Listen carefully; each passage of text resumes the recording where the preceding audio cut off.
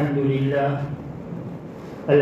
لله نحمده ونستعينه ونستغفره ونؤمن به ونتوكل عليه ونعوذ بالله من شرور أنفسنا ومن سيئات أعمالنا من يهده الله فلا مضل له ومن يضلله فلا هادي له وأشهد أن لا إله إلا الله وحده لا شريك له وأشهد أن سيدنا وسندنا وحبيبنا ومولانا محمدا عبده ورسوله صلى الله تعالى عليه وعلى آله وأصحابه وأتباعه وأزواجه وذرياته إلى يوم الدين. أما بعد، وعن عائشة رضي الله عنها قالت: كان أحب الشهور إلى رسول الله صلى الله عليه وسلم أن يصومه بشعبان بل كان يصله برمضان صدق الله العظيم. محترم بزرگوں اور دوستوں، اسلامی مہینوں میں شعبان کا مہینہ یہ 8واں مہینہ ہے. اس کے بعد رمضان المبارک کا مہینہ ہے اور اس کے بعد شوال، ذی قعدہ اور ذی حجہ ہے. شعبان کا مہینہ اس اعتبار سے بھی بڑا بابرکت اور باسعادت مہینہ ہے کہ اس کے بعد رمضان المبارک کا آغاز ہوتا ہے، اور شعبان کا مہینہ بڑا عظمت والا مہینہ ہے. شیخ عبدالحق محدث دہلوی علیہ رحمہ اپنی کتاب ما ثبت من السنہ میں حضرت انس رضی اللہ تعالی عنہ سے نقل فرماتے ہیں شعبان کے مہینوں میں نیکیوں کے ثواب میں یہ درختوں کی شاخوں کی طرح اضافہ ہوتا ہے. شعبان کے مہینوں میں نیکی کے ثواب میں درخت کے شاخ کی طرح اضافہ ہوتا ہے. فرمایا شعبان کے مہینے میں اللہ تبارک و تعالیٰ کی طرف سے نیکیاں تقسیم کی جاتی ہے، اور رمضان المبارک کے مہینے میں گناہ جلا دیے جاتے ہیں. اس وجہ سے اس کو شعبان کہتے ہیں. شعبان یہ عربی گرامر کے اعتبار سے شعبون سے نکلا ہے، جس کا معنی ہے شعبون عربی گرامر کے اعتبار سے ہے. فرماتے ہیں کہ شعبان جس کے اندر میں جس کا لفظی معنی ہے کہ جس میں خیر و برکت تقسیم کی جاتی ہے، خیر و برکت تقسیم کی جاتی ہے. فرمایا جس طرح ٹہنی اور درخت کے شاخ اور ٹہنی کے اوپر پتی نکلتی ہے اور ٹہنی پھوٹتی رہتی ہے، فرمایا اسی طرح شعبان کے مہینے میں انسان کے نامہ اعمال میں وہ نیکیوں کے ذریعے اپنے نامہ اعمال میں اجر و ثواب کا اضافہ کرتا ہے. یہ شیخ عبدالحق محدث دہلوی علیہ رحمہ نے بڑی عمدہ چیز بیان فرمائی ہے. بہرحال نبی اکرم صلی اللہ علیہ وسلم،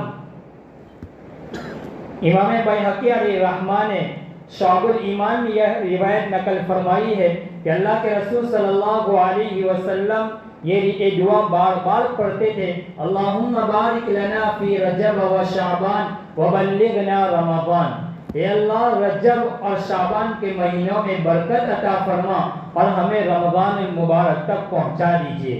تو نبی اکرم صلی اللہ علیہ وسلم آپ رمضان کی تیاری رجب اور شعبان سے ہی شروع فرما دیتے تھے اور اس کی خیر و برکت کی دعا فرماتے تھے. دوسری بات یہ ہے کہ نبی اکرم صلی اللہ علیہ وسلم شعبان کے مہینے میں کثرت سے روزے رکھا کرتے تھے، اور کثرت سے روزہ رکھا کرتے کہ اللہ کے رسول صلی اللہ علیہ وسلم، اور شعبان کے مہینے میں کثرت سے عبادات بھی کرتے تھے، بہت زیادہ عبادتیں کرتے تھے.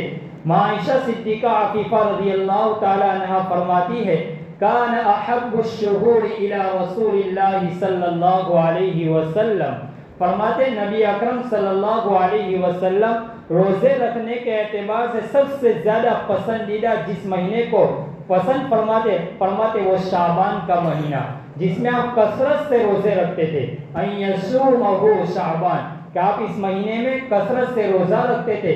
بل کان یصلہ برمضان، بلکہ فرماتے ہیں کہ رمضان المبارک کے مہینے کے ساتھ شعبان کو بھی ملا دیتے تھے، لگاتار مسلسل پورا مہینہ شعبان میں روزہ رکھتے تھے، یہاں تک کہ ان کے ساتھ رمضان المبارک بھی مل جاتا تھا۔ تو بہرحال میرے بھائیوں، شعبان کا مہینہ بڑا بابرکت مہینہ ہے، اور احادیث سے بھی اس کے بارے میں نقل کی گئی ہے، بہت ساری روایتیں بھی ہیں۔ اور اس مبارک مہینے میں ایک رات آتی ہے جس کو ہم شب برات کہتے ہیں، 15ویں شعبان بولتے ہیں۔ شب برات نہ کسی قرآن میں یہ لفظ ہے نہ کسی احادیث کی کتابوں میں ہے۔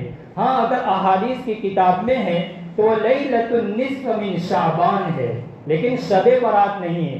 ہم جو اس مہینے میں ایک رات جو ہے جس کو شب برات کہتے ہیں، شب یہ فارسی زبان کا لفظ ہے اور اس کا معنی ہے رات، اور برات کہتے ہیں جہنم سے بری ہونا، آزاد ہونا، چونکہ اللہ تبارک و تعالیٰ اسی رات کے اندر میں بے شمار انسانوں کو جہنم سے آزاد اور بری کر دیتے ہیں اور ان کی مغفرت کر دیتے ہیں۔ اس وجہ سے یہ رات بڑی محترم بشان رات ہے۔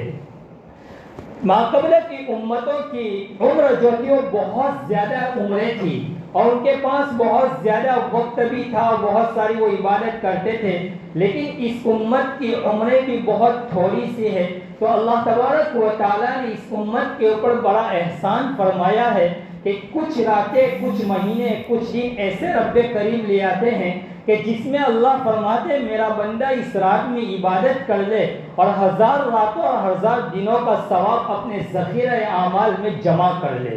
بہرحال کچھ راتیں ہیں، ان میں سے ایک رات یہ شب برات کی رات بھی ہے۔ قرآن کریم کے اندر میں سورہ دخان میں ایک آیت ہے، حامیم والکتاب المبین انا انزلناہ فی لیلۃ مبارکہ انا کنا منذرین فیہا یفرق کل امر حکیم امرا من عندنا۔ فرماتے ہیں یہ روشن کتاب ہے جس کو ہم نے آپ کی طرف نازل فرمائی، انا انزلناہ فی لیلۃ مبارک، ایک مبارک رات میں، ایک بابرکت رات میں ہم نے اس قرآن کو نازل کیا ہے، فیہا یفرق کل امر حکیم امرا من عندنا، اس رات کے اندر میں فرماتے باری تعالیٰ کی طرف سے حکمت والا سارے کاموں کی تقسیم کی جاتی ہے۔ بہرحال اس رات سے کون سی رات مراد ہے؟ جمہور مفسرین تو فرماتے ہیں اس سے لیلۃ القدر مراد ہے۔ لیلۃ القدر جو رمضان المبارک کے آخری عشروں کے اندر میں 21، 23، 25، 27، 29 وغیرہ یہ 10 راتوں میں سے کوئی ایک رات ہے۔ اسی وجہ سے اللہ تبارک و تعالیٰ نے قرآن کریم کے 3 پارے میں فرمایا انا انزلناہ فی لیلۃ القدر وما ادراک ما لیلۃ القدر لیلۃ القدر خیر من الف شہر، کہ یہی وہ مبارک رات ہے جس میں ہم نے قرآن کریم کا نزول فرمایا۔ اور اسی وجہ سے قرآن کریم کے 2 پارے میں اللہ تبارک و تعالیٰ نے اور صراحت کے ساتھ ذکر فرمایا شہر رمضان الذی انزل فیہ القرآن، کہ یہ مبارک مہینہ ہے جس میں اللہ تعالیٰ نے قرآن کریم کا نزول فرمایا۔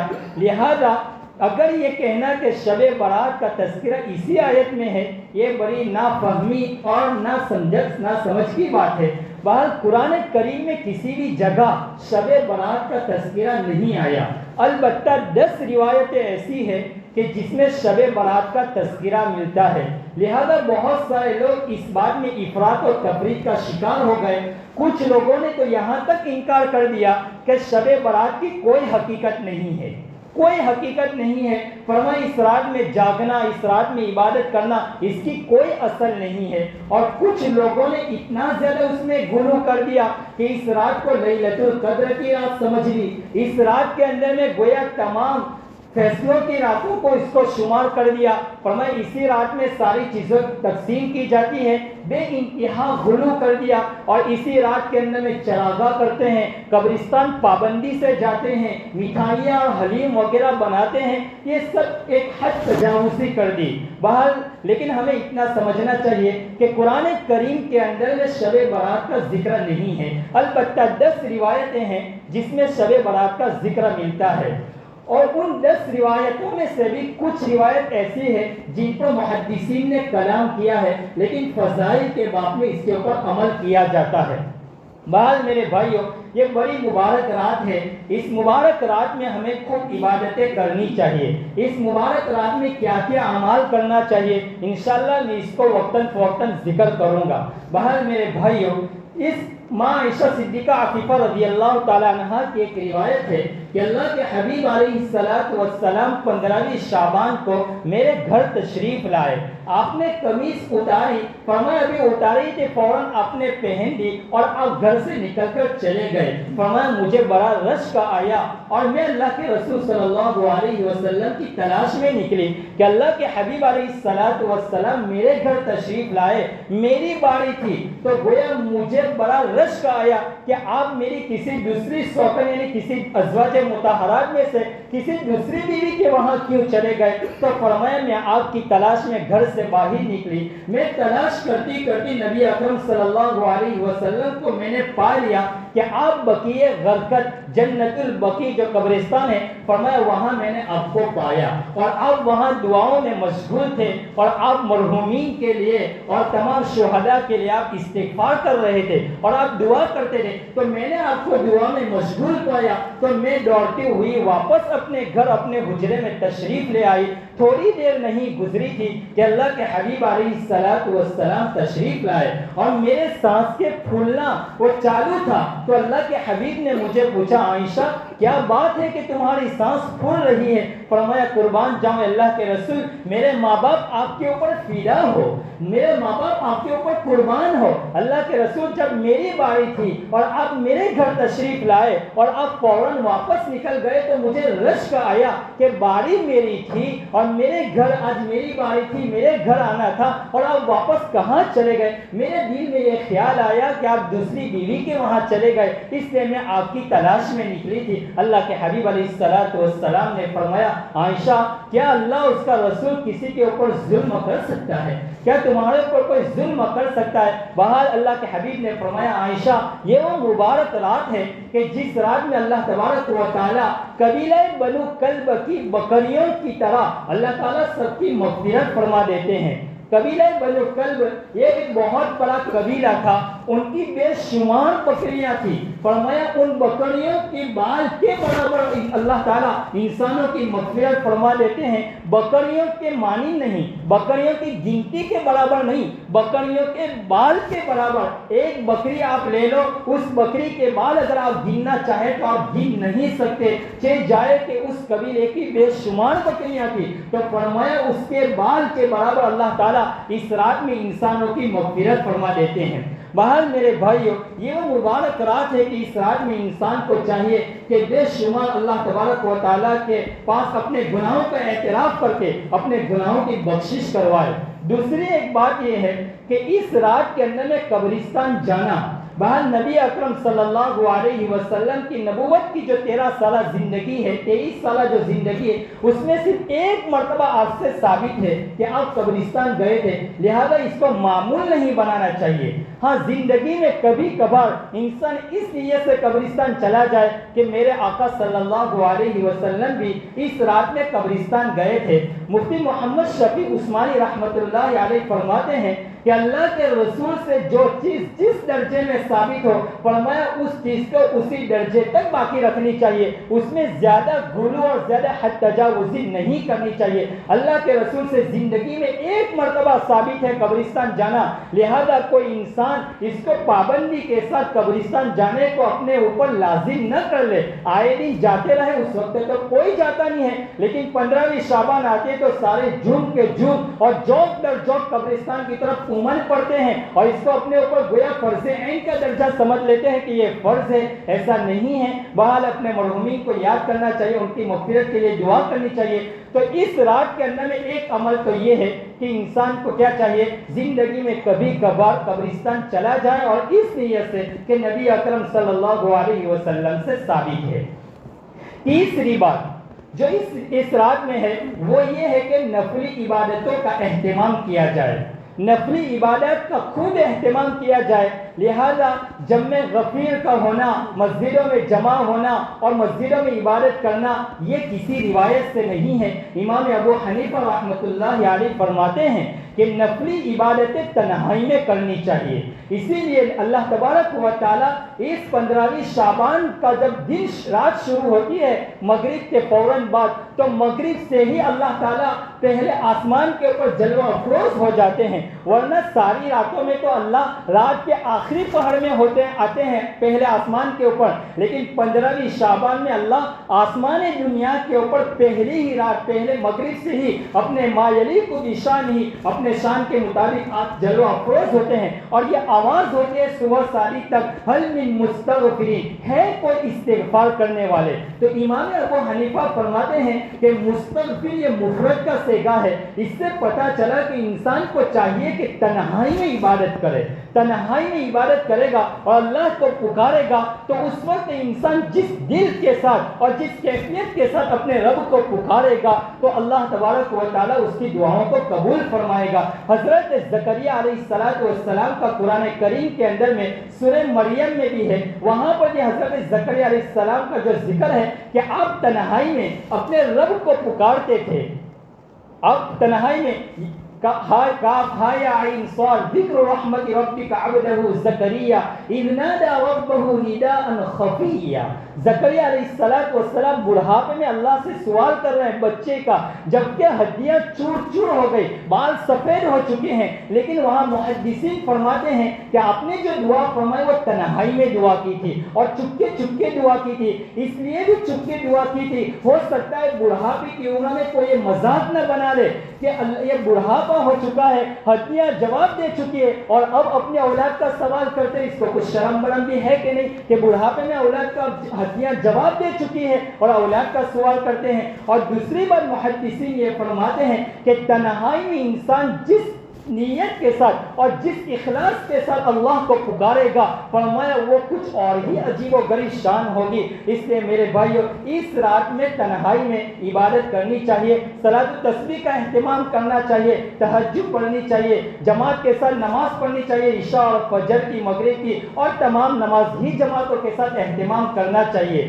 دوسری ایک بات یہ ہے کہ اس رات کے اندر میں بہت سارے حضرات رات بھر بیداری کرتے ہیں, باہر شور و شغب کرتے ہیں, اور فجر کی نماز پڑھے بغیر جب فجر کی نماز پڑھنے کا وقت ہوتا ہے تو سو جاتے ہیں. پوری رات بیداری کرتے ہیں, تہجد بھی پڑھ لیتے ہیں, کچھ قرآن بھی پڑھ لیتے ہیں, پھر آخری رات کا جب پہر ہوتا ہے اس وقت جب مانگنا ہوتا ہے تو انسان سو جاتا ہے, فجر کی نماز بھی قضا ہو جاتی ہے. تو اس سے بہتر ہے کہ شروع رات میں کچھ عبادتیں کر لی جائے اور فجر کی جماعت کے ساتھ نماز پڑھی جائے. بہر میرے بھائیوں یہ شعبان کا مہینہ ہے, یہ بڑا مبارک مہینہ ہے. نبی اکرم صلی اللہ علیہ وسلم اس مہینے میں کثرت کے ساتھ آپ کیا کرتے تھے, آپ دعا کرتے تھے, اور اس مہینے میں کثرت کے ساتھ آپ اللہ کی طرف رجوع ہوتے تھے, اور کثرت کے ساتھ آپ روزہ رکھتے تھے. عائشہ تو یہاں تک فرماتی ہے کہ روزے رکھنے کے اعتبار سے سب سے زیادہ پسندیدہ مہینہ اللہ کے رسول کو کوئی مہینہ تھا تو یہ شعبان کا مہینہ تھا. اور شعبان یہ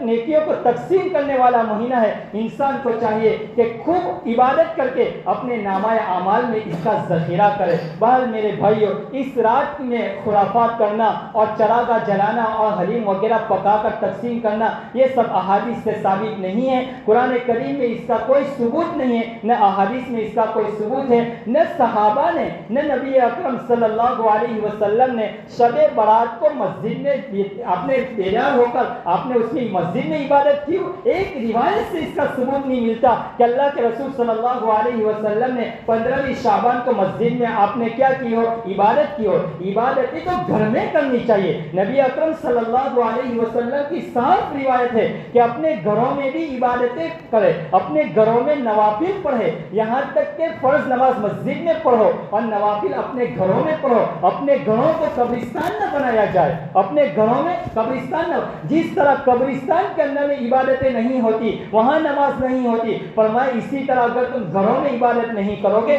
گھروں میں نوافل نہیں پڑھو گے, تو تم اپنے گھروں کو قبرستان بنا کر چھوڑو گے. اس سے پتا چلا کہ گھروں میں عبادتیں کرنی چاہیے. گھروں میں عبادتیں کریں گے تو اپنے جو معصوم بچے ہوتے ہیں وہ اپنے والدین کو دیکھیں گے کہ میرا ابا کس طرح نماز پڑھ رہے ہیں, تو اس طرح وہ بچہ بھی نماز پڑھے گا, اس کو بھی عادت ہوگی, وہ بھی مسجد آنا شروع کریں گے. وہاں کے اس رات میں خود عبادتوں کا اہتمام کرنا چاہیے. مفتی محمد تقی عثمانی دامت برکاتہ العالیہ فرماتے ہیں کہ انسان ہزاروں لاکھوں کروڑوں کا بنگلہ بناتا ہے, مکان بناتا ہے, لیکن مکان میں اس کو کوئی ایسی جگہ ہی نہیں ملتی جہاں وہ عبادت کے لیے اس کو خاص کیے ہو, جس میں وہ مصلی بچھاتے ہو, جس کو خاص اسی نے اسی نسبت کے لیے بنایا ہو کہ اس میں ہم سب جمع ہو کر اپنے اولاد کے ساتھ اس میں نماز پڑھیں گے. کہ ہم بڑا بڑا بنگلہ بناتے ہیں, بیڈ روم بناتے ہیں اور نہ جانے کیسے کیسے واش روم اور کیا کیا بناتے ہیں, لیکن اس کو اگر جگہ نہ ملی تو اللہ کی عبادت کے لیے ایک مصلی بچھانے کے اور خاص اسی کی نسبت کے لیے اس کو جگہ نہیں ملتی. بہرحال میرے بھائیوں,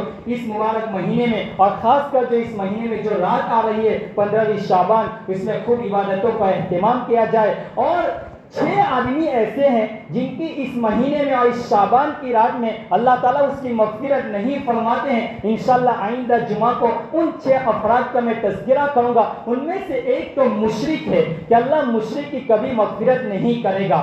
نمبر 2 قطع رحمی کرنے والا, جو رشتہ ناتا توڑنے والا ہے, اللہ اس رات میں اس کی بھی مغفرت نہیں فرماتے. نمبر 3 فرماتے والدین کا نافرمان, اللہ اس رات میں اس کی بھی مغفرت نہیں فرماتا. اور نمبر 4 فرماتے اس رات کے اندر میں مدمن خمر, کہ شراب پینے والا, ہمیشہ شراب پینے والے کی بھی اللہ اس رات میں مغفرت نہیں فرماتے. نمبر 6 اس رات میں اپنے تخنوں سے نیچے پائجامے اور شلوار اور لنگی لٹکانے والے کی بھی اللہ اس رات میں مغفرت نہیں فرماتے. انشاءاللہ آئندہ ہفتے اسی کے اوپر گفتگو کریں گے. اللہ تبارک و تعالی ہمیں اس مہینے کی اور اس 15ویں شعبان کی رات کو بھی ہمیں خوب عبادت کرنے کی توفیق نصیب فرمائے. رمضان سے پہلے رمضان کی تیاری کرنے کی توفیق نصیب فرمائے. میرے بھائیوں, اللہ نے بڑا گولڈن چانس دیا ہے, خوب عبادتیں کر لو. دیکھ لو ان جگہوں کے اوپر جہاں مسجدیں خالی ہو گئی, مسجدوں کو شہید کر دیا. ہم جب اللہ کے گھر کو آباد نہیں کریں گے کہ ہمارے اوپر ایسے ہی حالات آتے ہیں.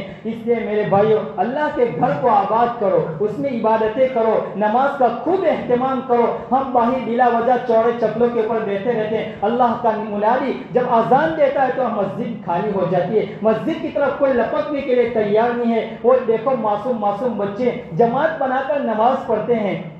فلسطین اور غزہ کے معصوم بچے, ان کی مسجدیں شہید کر دی گئی. میرے بھائیو, آئے دن ہمارے اس ملک کے اندر بھی مسجدیں شہید کی جا رہی ہے. ہمیں اپنی مساجد, مدارس, خانقاہوں کے لیے خوب دعوت و تبلیغ کے لیے خوب دعا کرنی چاہیے. اللہ اس دین کو باقی رکھے اور اس ملک میں امن و امان پیدا فرمائے. اپنے لیے, اپنے اولاد کے لیے, اپنے ماں باپ کے لیے اور امت کے لیے خوب رو رو کر دعائیں کرے. ورنہ یاد رکھو, اگر آج ہم امت کے لیے دعائیں نہیں کریں گے تو کل قیامت کے دن اللہ کے دربار میں ہم حاضر جواب ہوں گے. ہمارے پاس جواب کوئی نہیں ہوگا. اس وقت ہم اللہ کو کیا جواب دیں گے؟ اللہ تبارک و تعالی مجھے اور آپ کو ان کہیں سنی باتوں کے اوپر عمل کرنے والا بنائے. وآخر دعوانا الحمدللہ رب العالمین.